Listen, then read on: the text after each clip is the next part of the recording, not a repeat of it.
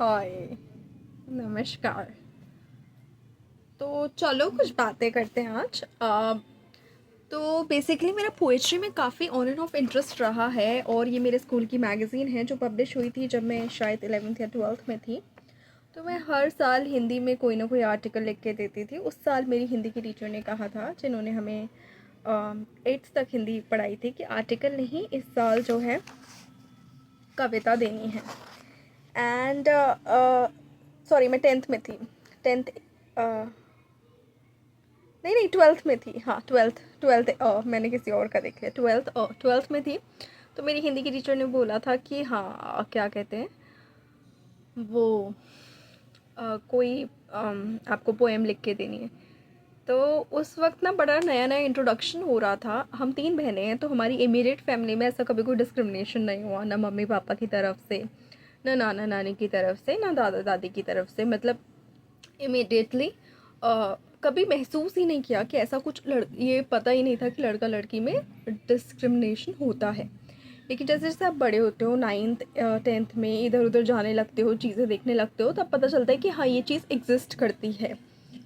तो तब मैंने बड़ा मेरे को अजीब लगता था इनिशियली। फिर 11th 12th में समझ में आने लगा, ओके दिस हैपन्स। तो फिर आप रिलेट करने लगते हो, अरे हम उनके यहाँ गए थे, उन्होंने ऐसा किया था, वो इसलिए किया था। हाइंडसाइट में देखने लगते हो, लेकिन जब वो इंसिडेंसेस हो रहे थे तो इस वजह से नहीं लग रहा था कि लड़कियां लड़कियां इसलिए कर रहे हैं। कहीं किसी फैमिली फ्रेंड या डिस्टेंट रिलेटिव के यहाँ जाके, कहीं कभी कुछ बहुत ही minor incidents, touch wood, and I am genuinely thankful to God for being blessed with such a family, कि कभी ऐसा कोई महसूस ही नहीं हुआ कि ऐसा कुछ हो सकता है। तो कभी नहीं हुआ, ना दादाजी की साइड ना नाना जी की साइड। तो जब ये रियलाइजेशन हुई, तो उस परिस्थिति की रियलाइजेशन पे मैंने ये कविता लिखी थी। क्योंकि मैं एक बेटी हूँ, ज्योति शर्मा, 12 यानी 12th A।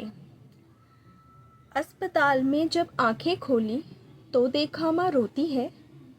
कारण पूछ बैठा कोई तो बोली घर वालों से डरती है।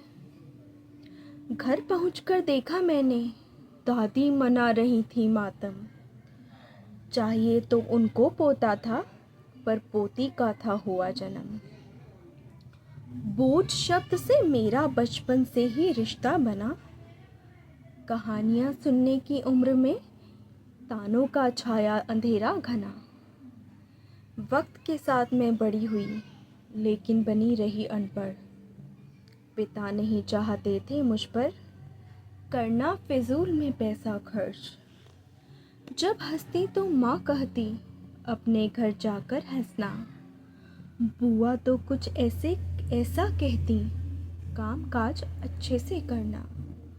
हुआ विवाह तो सोचा मैंने, मिला संसार मुझे अपना। एहसास हुआ कुछ दिन बाद, यह तो बस था एक सपना। दहेज की कीमत मुझसे ज़्यादा, गालियों का था क्या कहना। मौत की सायों से गुजरी मैं, आंसुओं का रुका न बहना। पिता से पूछा जब कारण इसका, मेरी ज़िंदगी क्यों ऐसे कटी है। मुंह से बस उनके यही निकला, क्योंकि तू एक बेटी है। आज की सिचुएशन जब देखते हैं, बहुत लोगों की स्टोरी सुनते हैं, तो रियलाइज़ होता है हम कितने ब्लेस्ड हैं। And I am genuinely thankful to God and to everybody around me too for having such a beautiful family. Bye, take care.